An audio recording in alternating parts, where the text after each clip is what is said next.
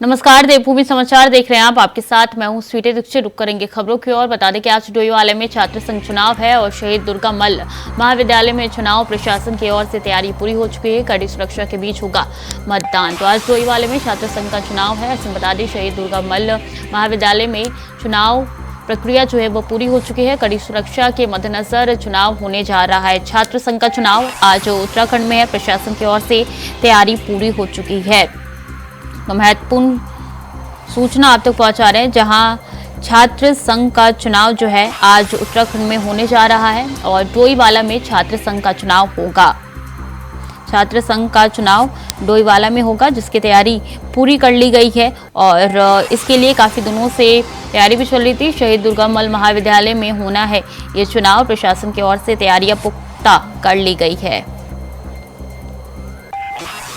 तो छात्र संघ चुनाव होने जा रहा है, तैयारियां पूरी कर ली गई है। और बता दें कि डोईवाला डिग्री कॉलेज छात्र संघ चुनाव के लिए NSUI ने भी ऐसे प्रत्याशी है जिन्होंने मैदान में अपनी हुंकार दिखाई है। और ऐसे में बता दें शहीद दुर्गा मल्ल PG कॉलेज छात्र संघ चुनाव के लिए पूरी तरीके से अब तैयार हो चुका है और इस बार जो है काफी कड़ा मुकाबला नजर आ रहा है। तो कांटे की टक्कर इस बार इस छात्र संघ के चुनाव में दिखाई दे रही है। छात्र संघ चुनाव आज है और वोटिंग प्रक्रिया जो है अब से कुछ ही देर में शुरू हो जाएगी।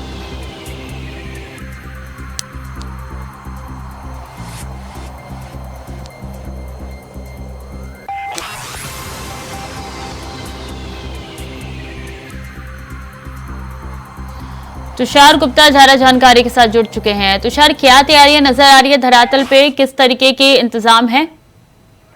देखिए, प्रदेश की बात की जाए तो करीब 119 जो राजकीय और साथ साथ 21 अशासकीय जो जितने भी महाविद्यालय हैं उत्तराखंड में, उनमें अधिकतम में आज छात्र संघ चुनाव होने वाला है और उसके लिए तैयारियां पूरी हैं। मैं DAV कॉलेज में हूं। आप देख सकते हैं कि यहाँ पर पुलिस प्रशासन के पुख्ता इंतजाम है। साथ साथ जो छात्र हैं वो यहाँ पर आ रहे हैं लगातार और यहाँ पर वोटिंग डाल रहे हैं, क्योंकि 8:30 बजे से जो वोटिंग है वो शुरू हो गई थी और करीब 3 बजे तक यहाँ पर DAV कॉलेज में ये वोटिंग चलेगी और 5 बजे जो मतगणना होगी वो मतगणना देखने को मिलेगी और आज ही जो रिजल्ट है वो घोषित कर दिया जाएगा। कई चुनावों में ये छात्र संघ चुनावों के जो पद है, महासचिव के पद है या फिर कहा जाए तो वो निर्दलीय भी जीत चुके हैं, लेकिन अध्यक्ष पद के लिए आज जो चुनाव हो रहे हैं विभिन्न विश्वविद्यालयों में, कोटद्वार में आज विश्वविद्यालय हो रहा है, करीब 3 महाविश्वविद्यालय के आज चुनाव होने हैं। ऐसे में जो सुरक्षा पूरी पुख्ती रखी गई है। DAV कॉलेज जो देहरादून का बहुत महत्वपूर्ण कॉलेज है, बहुत 4000 छात्र यहाँ पर पढ़ते हैं और वो सभी यहाँ पर आज वोट डालेंगे। आप देख सकते हैं कि जो पहले चेकिंग की जा रही है पुलिस प्रशासन द्वारा यहाँ पर छात्रों से कि वो वैलिड ID लाए हैं, क्योंकि कुछ बच्चे आज ऐसे कहा जाए वो घुसने की कोशिश करते हैं। ऐसे में जो पुलिस प्रशासन है और जो यूनिवर्सिटी प्रशासन है, दोनों ही यहाँ पर डट के खड़ा हुआ है और लगातार चेकिंग भी यहाँ पर चल रही है। और सुबह 8:30 बजे से जो वोटिंग है वो शुरू हो चुकी है और ये जो वोटिंग है 1 बजे तक यहाँ पर चलेगी। और जो पुलिस प्रशासन है बैरिकेडिंग आप देख सकते हैं लगाई गई है। साथ साथ जो टीचर्स हैं यहाँ के वो आपके सामने दिखाई दे रहे होंगे। जो प्रबंधन है और यूनिवर्सिटी का वो यहाँ पर है। तो करीब कहा जा सकता है जो 119 से अधिक जितने भी महाविद्यालय उत्तराखंड में है उनमें अधिकतम में आज छात्र संघ चुनाव हो रहे हैं। ऐसे में जो भीड़ है वो देखने को मिल रही है। और अगर मैं यहाँ की बात करूँ, करणपुर क्षेत्र में DAV कॉलेज पड़ता है। इसके 100 मीटर्स के अंदर धारा 140 लागू है, क्योंकि जो छात्र हैं अधिकतम मात्रा में जब जीत हो जाती है तो रैली निकालते हैं। ऐसे में पूरा प्रशासन डटा हुआ है। ABP, NSUI, आर्यन जैसे जो बड़े ग्रुप है वो अपने जो प्रत्याशियों को यहाँ पर उतार चुके हैं और लगातार जो समर्थन का कार्य, जो समर्थन के लिए लगातार जो छात्र हैं या फिर कहा जाए जो विभिन्न पार्टियों के जो समर्थक हैं वो लगातार ये जो युवा है उन्हें भारी थोड़ा समझाते हुए दिख रहे हैं कि किस तरह से वो किसको वोट दें, उनके प्रत्याशी को वोट दें और जीत बनाए। ABP और NSUI के बीच जो सीधा टक्कर यहाँ पर देखने को मिल सकती है। लेकिन आप किसी जो छात्र से छात्र तुषार बात कर सकते हैं तो बात कीजिए कि किस तरीके का नेता वो चुन रहे हैं और कितना योगदान दे रहे हैं इस पूरी वोटिंग में। देखिए, मैं कोशिश करूंगा कि कुछ छात्रों से बात करें। मैडम, फिलहाल मैं कोशिश करूंगा कि और छात्रों से बात करने की, लेकिन जिस तरह का माहौल यहाँ पर देखने को मिल रहा है कि जो छात्र है काफी उत्साहित है, क्योंकि छात्र संघ चुनाव होते हैं हर साल और उसके लिए काफी उत्साहित यहाँ पर लग रहे हैं। कुछ लोगों से हम बात करने की कोशिश करेंगे। भाई जी, किस तरह का चुनाव का भी रंग देख रहे हैं हम यहाँ पे? इस समय एबीवी की जो एकदम लहर है वो साफ दिख रही है। एबीवी के सारे मतलब पैनल के साथ पूरी जीत होगी एबीवी की। जो भी प्रत्याशी एबीवी की वो भारी मतों से जीत जाएंगे। सारे बच्चों में एबीवी की लहर। किस तरह का अध्यक्ष चाह रहे हैं किस तरह की प्राथमिकता और यूनिवर्सिटी? हमारा जो अध्यक्ष है, जो प्रत्याशी था, एमएससी में पढ़ते हैं इस बार। तो जो अध्यक्ष प्रत्याशी हैं वो काफी मतलब पढ़े लिखे हैं। पहली बार आज तक एमए वाले ही अध्यक्ष है। इस बार एमएससी वाला जो आपने देखा होगा, यशवंत कुमार जो हमारे जो अध्यक्ष हैं, एमएससी में कुछ छात्र हैं, एमएससी के सेकेंड ईयर के छात्र हैं। तो इस बार जो सब बच्चे उनकी तरफ ही ज्यादा रुझान है बच्चों का। काफी एक्टिव रहते हैं, कॉलेज में सक्रिय कार्य करते हैं एबीवी के काफी पहले से 6-7 सालों से लगातार संघर्ष कर रहे हैं कॉलेज के लिए। तो छात्रों की लड़ाई में काफी समय से लड़ते आ रही है। जो परेशानियां आ रही हैं या फिर कहा जाए कि जो मूलभूत सुविधाएं जो छात्रों को देनी चाहिए, अगर आपका अध्यक्ष जीतता है तब वो पूरी करेगा? पूरी करेंगे। एबीवी काफी मतलब ज्यादा से ज्यादा कॉलेज में कोई दूसरा ग्रुप एक्टिव नहीं रहता है। जितने अखिल भारतीय विद्यार्थी परिषद जितना एक्टिव रहता है उतना कोई सभी ग्रुप नहीं रहता है। सब ज्यादा एबीवी के हर कोई स्टूडेंट की मदद से लेकर कोई सभी एडमिशन से लेकर हर समस्या तक इंटरनल के एग्जाम होते हैं, किसी में मदद कोई छात्र बैठ नहीं पाता, किसी की अपसेंट लगती है, वो भी मतलब ज्यादा ये कि बच्चे एग्जाम तो देते हैं यहाँ पे लेकिन अपसेंट लग जाती है बच्चों की ज्यादातर। वो यूनिवर्सिटी वाला अपसेंट पेपर देखने के बाद भी अपसेंट नहीं करता है जाता। तो वो मतलब क्या बोलते हैं जो एबीवी उस काम में मतलब सब ज्यादा बच्चों के सब ज्यादा एबीवी वालों ने ही मतलब जो अपसेंट है उसको दूर किया, हम तालिका उसको सही करा है। ठीक है, तो एबीवी के समर्थक ये थे और जो ये कहा था कि जो मूलभूत सुविधाएं होंगी छात्रों की वो पूरी की जाएगी एबीवी द्वारा और तमाम जो तैयारियां काफी चाक चौबंद नजर आ रही है। तुषार, धरातल पे भी आप लगातार रिपोर्ट हम तक पहुंचा रहे हैं। बने रहिए हमारे साथ, पल पल की अपडेट आपसे लेते रहेंगे। तब तक के लिए बहुत बहुत शुक्रिया। चलिए खबर में आगे बढ़ेंगे। प्रदेश की महिला उद्यमियों को मिलेगा लाभ, ग्लोबल इन्वेस्टर समिट से मिलेगा फायदा। 8-9 दिसंबर को देहरादून में जीआईएस का आयोजन होने जा रहा है। 2.5 लाख करोड़ के निवेश का लक्ष्य भी रखा गया है। बीजेपी महिला मोर्चा की प्रदेश अध्यक्ष ने दी है जानकारी। आयशा नौटियाल ने कहा कि आर्थिक तौर पर सशक्त बनाएगा। तो 8-9 दिसंबर को देहरादून में जीआईएस का आयोजन किया गया है और ऐसे में आपको बता दें कि 2.5 लाख करोड़ रुपए के निवेश का लक्ष्य पूरा रखा गया है और इसी के तहत तैयारियां शुरू कर दी गई है। इससे पहले भी हमने देखा था कि खुद मुख्यमंत्री मोर्चे पर तैनात नजर आ रहे हैं और ऐसे में बीजेपी महिला मोर्चे की प्रदेश अध्यक्ष ने जानकारी दी है। उन्होंने जानकारी देते हुए बताया कि आर्थिक तौर पर सशक्त बनाएगा जीआईएस समिट।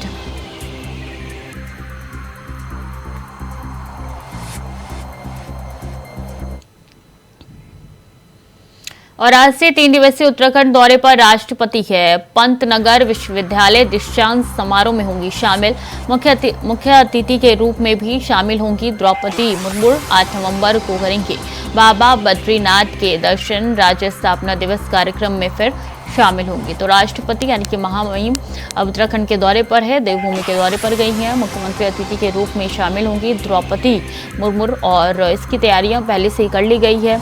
खुद मुख्यमंत्री ने उनको इनविटेशन भेजा था। 8 नवंबर को करेंगी बाबा बद्रीनाथ के दर्शन। बता दें तैयारियां काफी दिनों से चल रही थी और ऐसे में राज्य का स्थापना दिवस है तो ऐसा पहली बार होने जा रहा है कि जब महामहिम किसी के राज्य के स्थापना दिवस में शामिल होंगी, कार्यक्रम में शिरकत करेंगी। तो आज से 3 दिवसीय उत्तराखंड के दौरे पर राष्ट्रपति के पंतनगर विश्वविद्यालय दीक्षांत समारोह में होंगी शामिल। इसी के साथ आपको बता दें कि मुख्य अतिथि के रूप में भी शामिल होंगी द्रौपदी मुर्मू।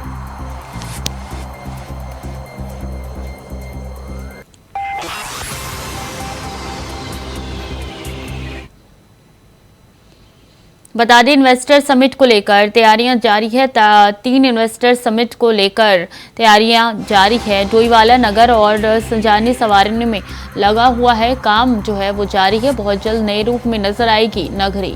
तो 3 इन्वेस्टर समिट को लेकर तैयारियां जारी है और धरातल पर भी अब काम होता हुआ नजर आ रहा है। बता दें डोईवाला नगर को सजाने संवारने का काम शुरू हो चुका है और जल्द ही वो काम पूरा हो जाएगा।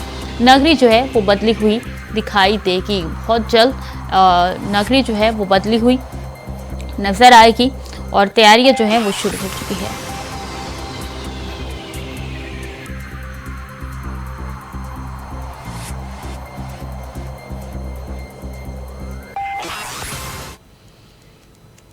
वक्त तो चला है छोटे से ब्रेक का, चल लौट रहे हैं। ब्रेक के बाद एक बार फिर से स्वागत है आपका। खबरों में आगे बढ़ेंगे। उत्तराखंड ग्लोबल इन्वेस्टर समिट 2023 के लिए मुंबई में आयोजित भव्य रोड शो में लगभग 30,200 करोड़ रुपए के एमओयू साइन किए गए। सभी रोड शो में मिलाकर अब तक 1.24 लाख करोड़ रुपए से अधिक के एमओयू साइन हो चुके हैं। मुख्यमंत्री ने देश के प्रमुख उद्योग समूह के साथ बैठकर उत्तराखंड में निवेश की संभावनाओं पर चर्चा की। मुख्यमंत्री धामी ने सभी निवेशकों को आगामी 8-9 दिसंबर को आयोजित होने वाले ग्लोबल इन्वेस्टमेंट समिट के लिए आमंत्रित किया है। मुख्यमंत्री पुष्कर सिंह धामी साहब से मुलाकात हुई और बहुत ही पॉजिटिव प्रो इंडस्ट्रियल काम करने वाले मुख्यमंत्री महोदय को मिलने का एक अवसर में प्राप्त हुआ। निश्चित रूप से छत्रपति संभाजीनगर जो एग्रो इंडस्ट्री का हब बना है, हम चाहेंगे कि उत्तराखंड गवर्नमेंट के साथ में छत्रपति संभाजीनगर के माध्यम से एक अच्छी इन्वेस्टमेंट वहाँ जाए। मैं खुद इंडस्ट्रियल गैसेस मैन्युफैक्चरिंग करता हूँ, हॉस्पिटैलिटी इंडस्ट्री में हूँ।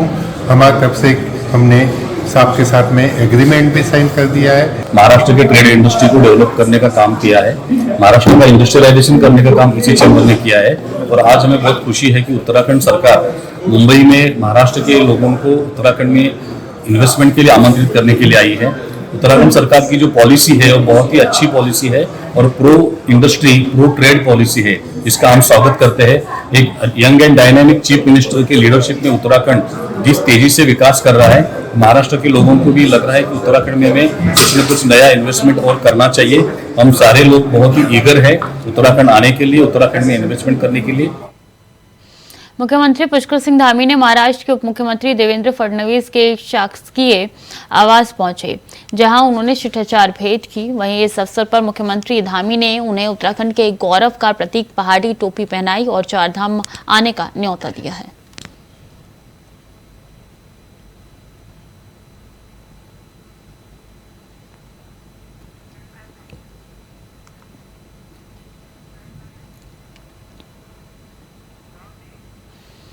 उत्तराखंड की दून पुलिस ने 10 लाख की चोरी का खुलासा किया। बता दें कि कुछ दिन पहले थाना सेलाकुई में एक मामला सामने आया, जहां चोरों ने बंद पड़े घर में लाखों रुपए की ज्वेलरी चोरी कर ली, जिसके बाद पुलिस ने मामले की गहनता से जांच शुरू की। आसपास की सीसीटीवी फुटेज खंगाले गए तो फुटेज में 2 संदिग्ध व्यक्ति सामने आए। तो वहीं चेकिंग के दौरान पुलिस ने बाइक सवार 2 संदिग्धों को रोकने का प्रयास किया। पुलिस को देखते ही एक व्यक्ति मौके से फरार हो गया और एक को पुलिस ने धर दबोचा। तलाशी लेने पर आरोपी के पास से चोरी की गई ज्वेलरी पुलिस द्वारा बरामद कर ली गई है। बताया जा रहा है कि आरोपी हिमाचल प्रदेश का रहने वाला है और इस तरह की चोरी की घटनाओं में जेल पहले भी जा चुका है।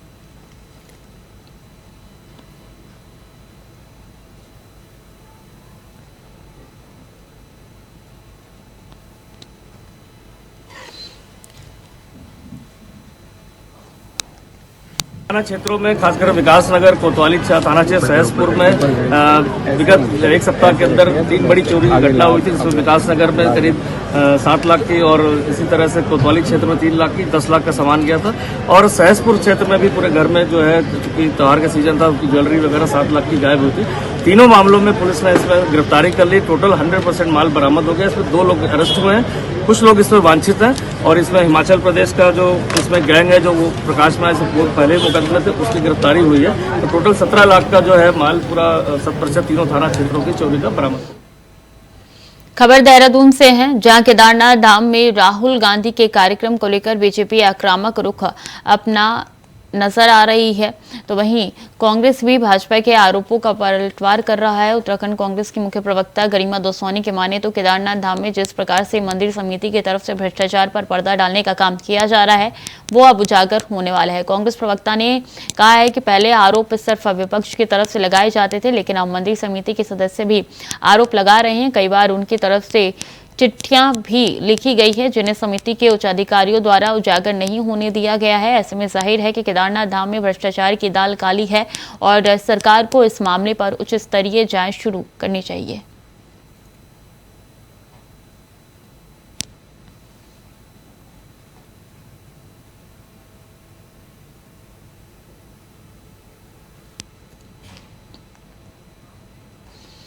खबर देहरादून से है, जहां सीएम धामी की तरफ से निर्देश दिए गए। बता दें कि उनके निर्देश पर अब सियासत शुरू हो गई है। वहीं कांग्रेस के बाद अब आप ने भी लोकार्पणों और शिलान्यास कार्यक्रम को लेकर दिए गए निर्देश पर सत्ताधारी दल को घेरना शुरू कर दिया है। तभी आपके नेता ज्योति सिंह बिष्ट ने कहा है कि जिस प्रकार से केंद्र में पीएम मोदी अपना तानाशाही रवैया अपना रहे हैं और अकेले ही योजनाओं का लोकार्पण शिलान्यास करते हैं, उसी प्रकार से राज्य में भी सीएम धामी दिल्ली के ही उस नक्शे कदम को अपनाने का काम कर रहे हैं, जहां कहा कि विधायकों और मंत्रियों को किसी भी प्रकार से शिलान्यास और लोकार्पण कार्यक्रमों को करने से मना कर दिया गया है।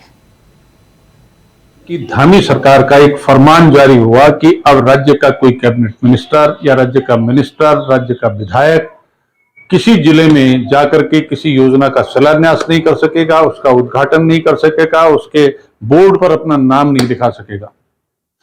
9 साल से दिल्ली में मोदी जी पूरे देश भर में जा करके जिस तरह से योजनाओं का शिलान्यास और उद्घाटन कर रहे थे और देश के किसी कैबिनेट मिनिस्टर को अपने नजदीक नहीं फटकने दे रहे थे, ऐसा ही आदेश धामी जी ने जारी करके इस राज्य के मंत्रियों पर जो गाज गिराई है वो देखने और समझने लायक है। बेचारे मंत्री अब क्या करें। मुख्यमंत्री पुष्कर सिंह धामी 3 दिवसीय मुंबई दौरे पर है, जहां उन्होंने आज सुबह भ्रमण के दौरान योग करते हुए सूर्य नमस्कार आसन किया। सीएम धामी ने प्रधानमंत्री नरेंद्र मोदी के स्वस्थ भारत सशक्त भारत के विजन को साकार करने के लिए दिनचर्या में योग शामिल करने का संदेश दिया। इस दौरान मुंबई वासियों ने अपने उत्तराखंड भ्रमण के अनुभव को साझा करते हुए प्रदेश सरकार की प्रशंसा की। सीएम ने मौजूदा सभी लोगों को दोबारा देवभूमि आने के लिए आमंत्रित भी किया।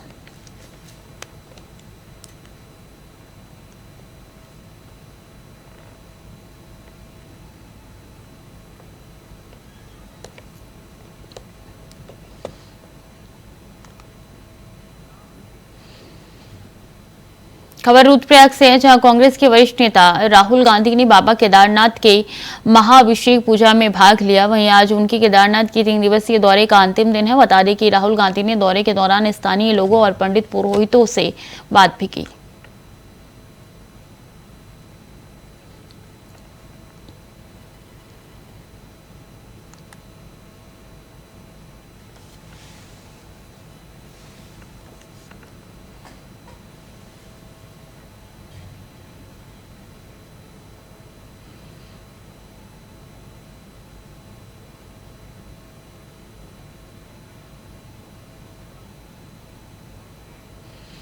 खबर देहरादून से, जहां कांग्रेस के वरिष्ठ नेता राहुल गांधी के केदारनाथ दौरे पर अब भाजपा के नेता कटाक्ष करते हुए नजर आ रहे हैं। भाजपा नेताओं के साथ कैबिनेट मंत्री गणेश जोशी ने भी राहुल गांधी के दौरे को राजनीति से प्रेरित बताया। कैबिनेट मंत्री गणेश जोशी ने कहा है कि राज्य की जनता सब जानती है और देख रही है, चुनाव आते ही कैसे जनउद्धारी नेता केदारनाथ धाम पहुंच रहे हैं और लोगों को भंडारा खिला रहे हैं, चाय पिला रहे हैं।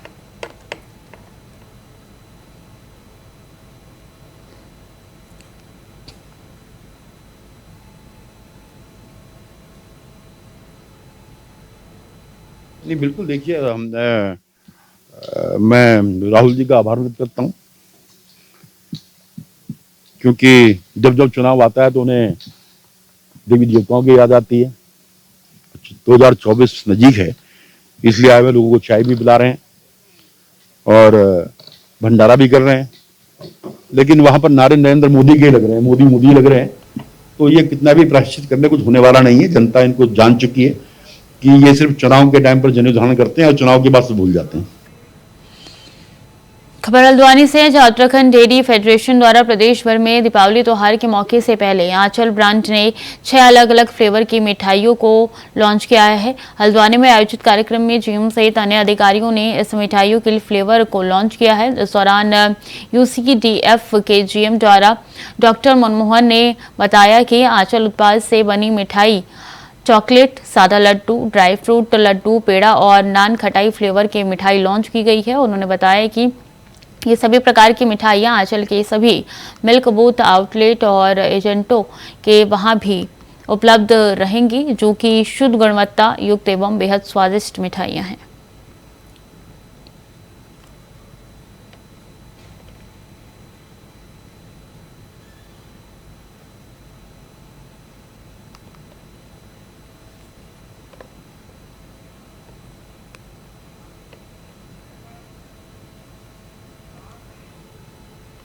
खबर रुड़की के पिरान कलियर थाना क्षेत्र से है, जहां एक सनसनीखेज मामला सामने आया, जहां एक युवक ने युवती की हत्या कर दी और युवक खुद ही रुड़की सिविल लाइंस कोतवाली पहुंच गया, जहां युवक की बात सुनकर पुलिस के होश उड़ गए। आनंद फानन में पुलिस ने युवक के बताए हुए स्थान पर पहुंचकर कलियर पुलिस को सूचना दी। पुलिस ने इस युवक के निशानदेही पर पिरान कलियर थाना क्षेत्र के बाग से युवती का शव बरामद किया।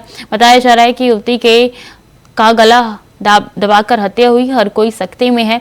एक युवक युवती की हत्या करता है और खुद थाने में जाकर हत्या की सूचना भी देता है। वहीं एसपी देहात स्वप्नन किशोर सिंह ने कहा है कि पुलिस युवती की हत्या का कारण पता करने में जुटी हुई है। उन्होंने कहा है कि मौके पर फॉरेंसिक टीम को भी बुलाया गया है और भी अग्रिम कार्रवाई की जाएगी। शाम को सिविल लाइन कोतवाली में एक व्यक्ति आया, जिसने पुलिस को ये सूचना दी कि उसके द्वारा एक युवती की हत्या कर दी गई है और उसकी लाश उसने कलियर में डाली हुई है। इस सूचना पर पुलिस के द्वारा तस्दीक करने के लिए कलियर पुलिस को सूचना दी गई और अब वेरीफाई हुआ है कि उसके द्वारा जो सूचना दी गई थी और जो उसके द्वारा सेल्फ कन्फेशन किया गया था, उसकी पुष्टि हुई है। इस संबंध में फोरेंसिक की टीम को बुलाया गया है मौके पर और अग्रिम विधिक कार्रवाई अमल में लाई जा रही है। तो फिलहाल के लिए बुलेटिन में इतना ही। खबरें लगातार जारी है, देखते रहिए इंडिया वॉइस।